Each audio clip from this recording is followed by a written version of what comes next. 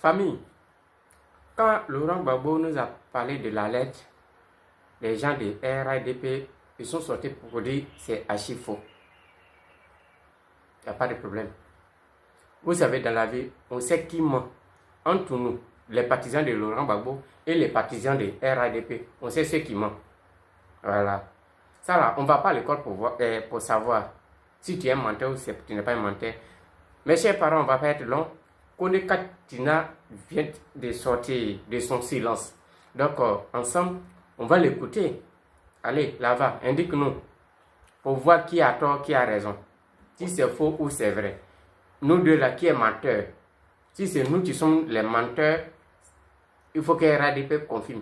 Si c'est nous, les gens du PPSCA aussi, qui sont des menteurs, il faut que ça confirme. Donc, on va voir confirmation là, ici, devant nous. Allez, là-bas, indique-nous. Pour ne pas partir, nous allons lire exactement ce que l'ONU a écrit. Au point 68 du deuxième rapport, voici ce que l'ONU écrit.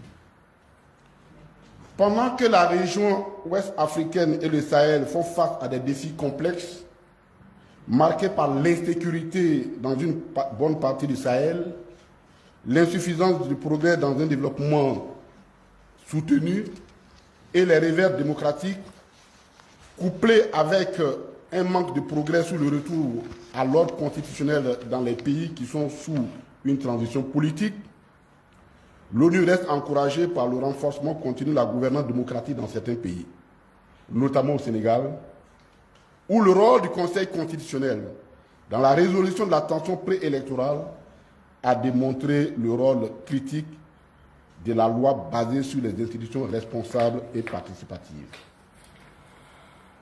Le Ghana a aussi démontré la force démocratique de ses institutions, y compris les choix des candidats à l'intérieur des partis. L'ONU salue l'effort de réconciliation nationale en Côte d'Ivoire et appelle cependant les participants et les organes de gestion des élections à s'assurer que les préparatifs ainsi que les prochaines élections de 2025 soient effectivement inclusives et participatives.